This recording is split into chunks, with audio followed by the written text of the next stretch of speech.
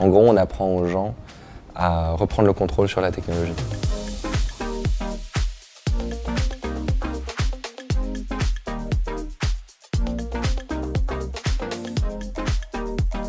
Le Maker Lab, c'est un Fab Lab, donc c'est un atelier participatif où on a des gens qui viennent pour travailler sur leurs compétences pour apprendre à fabriquer des choses. Par exemple, faire des choses en carton, en plastiline, en pâte à modeler, etc. Ou utiliser des outils numériques comme l'impression 3D, la découpe laser, programmer des circuits électroniques, faire de la soudure, toutes ces choses-là. Le programme Fab Lab Solidaire, c'est une collaboration entre le Learning Planet Institute et la Fondation Orange qui nous permet d'accueillir des personnes qui sont en insertion sociale et professionnelle. Nos programmes inclusion s'adressent à un public issu des quartiers politiques de la ville qui vient dans nos parcours pour trouver de l'aide sur la recherche d'emploi ou sur la création d'entreprises ou d'associations. Les programmes inclusion au sein du Learning Planet Institute visent à accompagner des personnes qui sont dites éloignées de l'emploi. On accompagne des personnes qui ont des profils très différents. Lors de notre parcours emploi, on propose une immersion au Fab Lab du Learning Planet Institute dans lequel les talents vont pouvoir réfléchir et créer une œuvre collective en suivant le principe du learning by doing, donc en créant par leurs mains. Bonjour, je me présente, je m'appelle Faïs, j'ai 31 ans. Je me présente, je m'appelle Federico, je viens de Colombie. Alors mon projet il est tout simple, je souhaiterais ouvrir une plateforme de vente en ligne spécialisée dans les matériaux de construction et de rénovation. Mon projet de création d'entreprise qui est dans la mode. Le Fab Lab Solidaire travaille sur nos programmes de deux façons. La première, c'est la découverte du monde des Fab Labs. Donc on va faire découvrir des machines à nos publics et le but c'est pour eux de créer des objets, créer des idées, créer des vocations potentiellement dans ce lieu qui est inspirant. La deuxième, c'est le prototypage. On va aider des projets entrepreneuriaux à pouvoir prototyper des services, des produits au sein du Fab Lab. Bon, alors mon projet.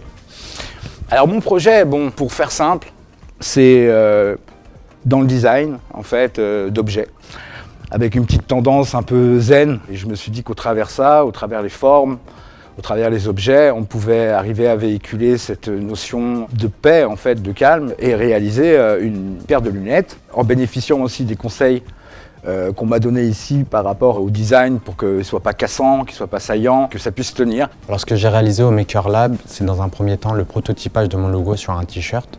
Ça m'a permis d'élaborer la forme et ce que je désirais comme couleur pour mon identité visuelle.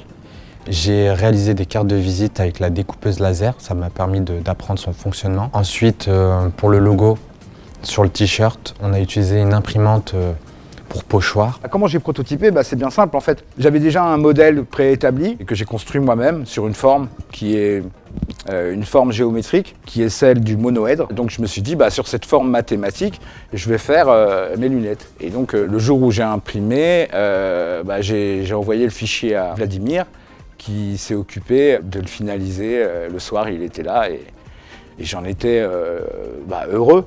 Les bénéficiaires qui viennent ici, on leur apprend ce qu'on appelle le design thinking.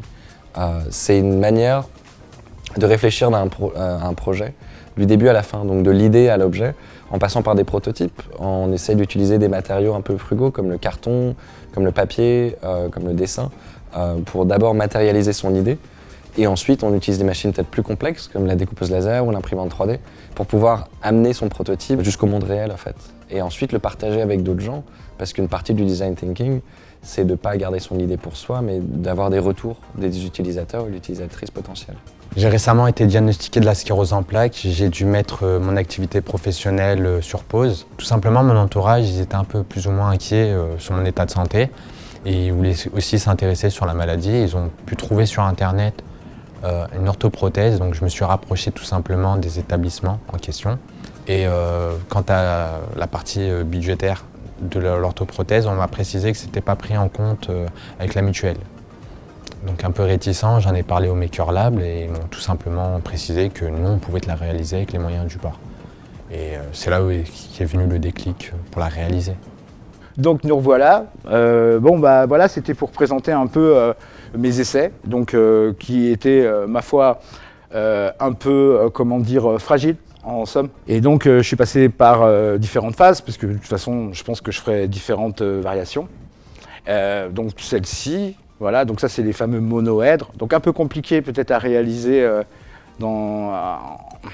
la main. Donc l'impression 3D vraiment est bien à sa place. Et donc vous voyez, la structure elle n'était pas vraiment solide pour en arriver à cela.